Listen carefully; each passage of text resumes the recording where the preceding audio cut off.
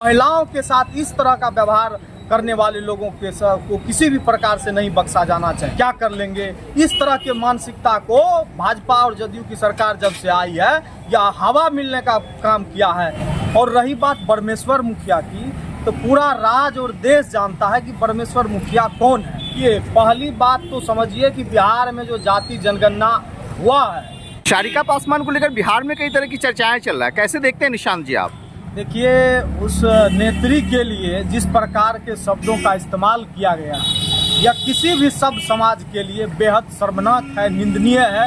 इसकी जितनी निंदा की जाए कम है। और रही बात परमेश्वर मुखिया की, तो पूरा राज्य और देश जानता है कि परमेश्वर मुखिया कौन है। लेकिन जो एक ब्राह्मण भूमिहार समाज संगठन चलाने वाले एक आशुतोष हैं, जिन्होंने सारिका पासवान पर जिस प्रकार का शर्मनाक जो है सो बयान दिया है, उसकी मैं घोर निंदा करता हूं।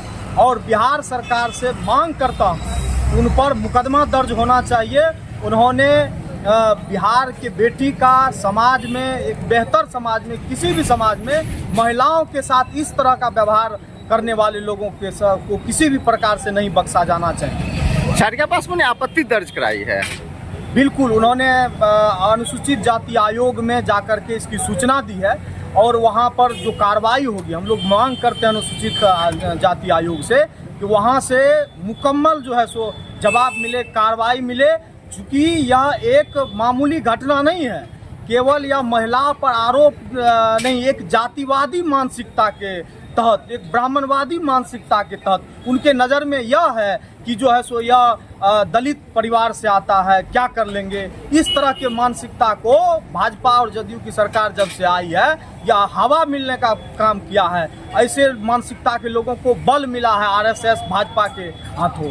तो ऐसे मानसिकता के लोगों को यह समाज भी मुकम्मल जवाब देगा और सरकार को भी निश्चित रूप से देनी चाहिए। देखिए, पहली बात तो समझिए कि बिहार में जो जाति जनगणना हुआ है, उससे साफ है कि बिहार में राज वही करेगा जो पिछड़े, दलित, आदिवासी, वंचितों की बात करेगा, अल्पसंख्यकों की बात करेगा।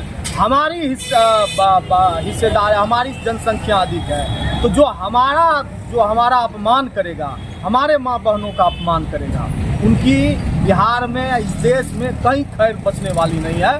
सारे लोगों का जमानत जब्त होगा। यहाँ की जो बहुजन आबादी है वो चुनाव के जरिए मुकम्मल जवाब देने का काम। कोई भी सब समाज इसको पसंद नहीं करेगा कि उस समाज में महिला के साथ इस प्रकार के अपमानजनक शब्दों का इस्तेमाल, केवल मैं नहीं, हमको लगता है कि इस देश में कोई भी सब समाज इस बात को बर्दाश्त नहीं करेगा।